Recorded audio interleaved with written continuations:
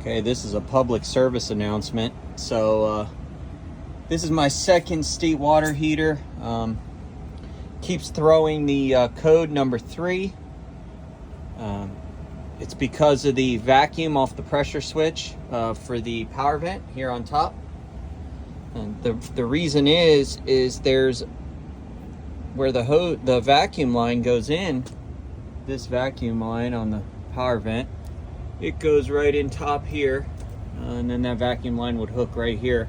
I've unscrewed it with a 9mm, and this is the second one that I've had. And back here where it is was clogged shut. I just cleaned it out. If this thing doesn't see vacuum, you can see through it now. You can see through it. Before it was clogged, like you couldn't see through it. Now you can.